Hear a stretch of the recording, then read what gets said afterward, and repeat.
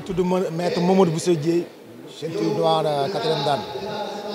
alors tey jii journée bi ban jàngat nga si def gis nañ ne ci éliminatoire yi Sénégal daanaka am na ci ay qualification finale yu bari. waaw bon di ci sant yàlla bu wér parce que gis nañ ni si am nañ ci ay finalistes yu bari bon di sant yàlla du ko santee yàlla parce que yaakaar naa suñu objectif mooy jël ndam li kon lii bu ñu ko gisee si premier jour kon seen xel war naa mën a dal kon di sant yàlla encore. gis nañ ne résultat global yi yëpp wàccagul mais yi nga jot a gis dal na xel. waaw kon li ma ko waxee léegi rek mooy dal na xel parce que li ñuy finaliste li ñuy si final yi am na ay final yu bëri yoo xamante ni Sénégal war na ko def kon suñu xel dal na kon dañuy xaar rek suba incha allah ñu mën a yeggale journée bi mais wax dëgg yàlla moom tey moom seen xel dal na parce que gis nañ ne booy yi def nañ fulla ak fayda wane ci koy Gaynde Njaay bi wane ni fii suñu dëkk la Sénégal la te ndam li fii la war a des ñu wane fulla ak fayda kon di leen sant di sant mooy gaynde yi laay wax man di leen sant di leen gërëm xam ne liñ dem xaar si ñoom dafa gum nañ ko waaw kon dañuy xaar suba rek pour yeggale ko incha allah. waaw yow sa équipe bi 30 combattants nga am jàpp nga ne xaaj bi ñoom am nañ seen place ci final bi.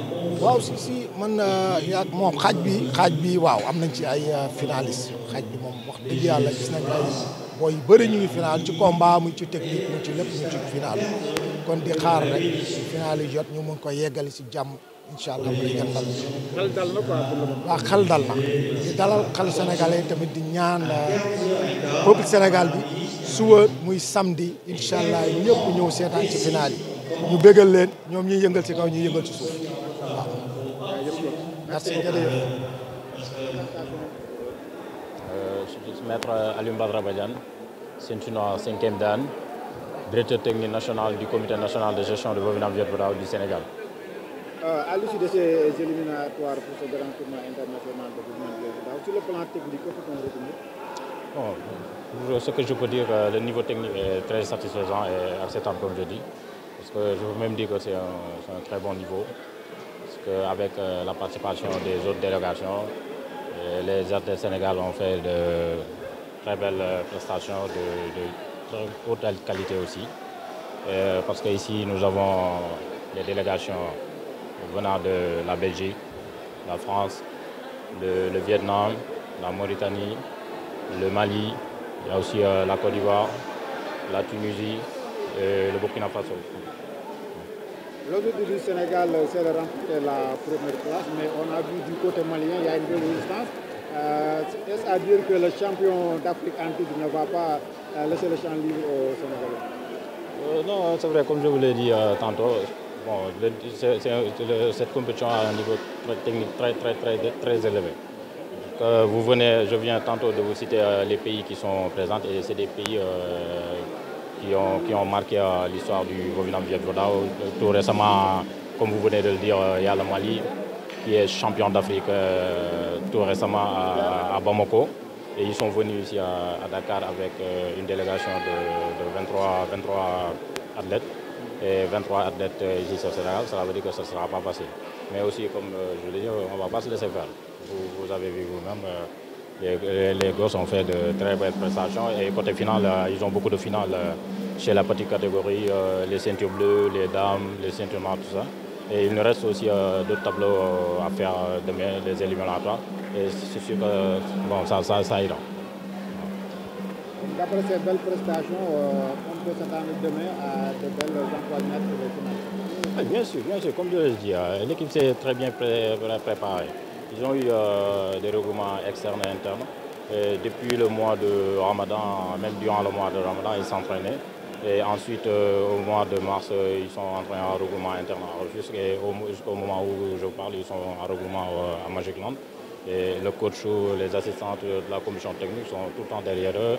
Ils ont eu une très bonne préparation. Et là, je vous dis qu'on a confiance. Ça ira, Inch'Allah. Demain, on aura de belles finales. Ça, je vous l'assure. Le belle finale et de très bons résultats. tey jii éliminatoire yi jeex na ci wàllum niveau technique ban jàngat nga ci mën a def.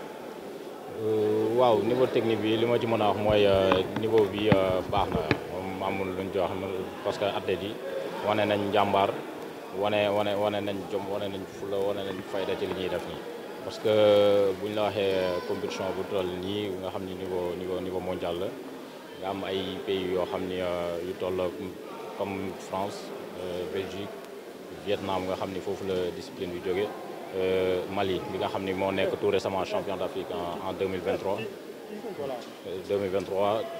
ñëw bokk fi yàlla Burkina Faso la Tunisie tout ça ça veut dire que niveau technique moom mën nañu wax ni c'est baax na daal. gaynde yi ban jàngat nga am si ñoom ñi nga xam ne seen objectif mooy jël raaya bi. bon jàngat bi li ma ci mën a wax mooy d'après liñ gis nii sunu xel dal na te am nañ ci yaakaar bu baax a baax c'est vrai que comme ni ñu ko waxee nii Mali bu ñëwee nekk champion d'Afrique su ñëwee fii Sénégal day jéem a maintenir titre am du yomb mais ñun aussi tamit pare nañ te dinañ leen wan aussi fii sunu dëkk lañ ne peut-être que Bamako demoon nañ di ko défendre jéem a bu jël titre bi yàlla def ñu mu des foofu si ñoom mais fii du yomb si ñoom du yomb parce que athlètes yi ma gis nii comme ni ma la wax ne am nañ préparation bu baax a baax parce que depuis mois de Ramadan ci koor gi ba léegi ñi ngi nekk en regroupement teg nañ leen ci condition bu baax ba ñi may wax yow nii ñi ngi nekk regroupement interne fële à Magicland ak encadrement technique boo xam ni ñi ngi leen di préparation bu baax a baax. comme nee suba ay final yu neex moo ñu xaar.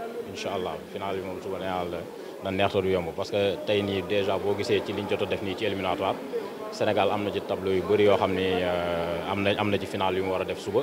am na sax final yoo xam ni def nañ ko tey am nañ ci ay médailles d'or côté xale yi mooy petite catégorie bi parce que am na 2 catégories foofu mooy xale yi nga xam ni ñi nga am 7 ba 10 ans ak ñi am 11 ba 14 ans ceinture bleue tamit bëri na am na ci ñu am final jigéen ñi aussi gis nga ni ceinture noire yi tamit waxi na suba am na yeneen éliminatoire yu ñu war a yeggali yoo xam ni kii la combat la surtout combat de lutte bi nga xam ni fii Sénégal mën nañu wax loolu seen spécialité la genre bëre lay doon mooy la lutte vietnamien wat lañ koy tableau yëpp des na suba te yooyu incha allah Sénégal am nañ ci yaakaar te ne dinañ ci wanewaat seen bopp bu baax te dinañ ci amaat ay final bu soobee yàlla incha allah.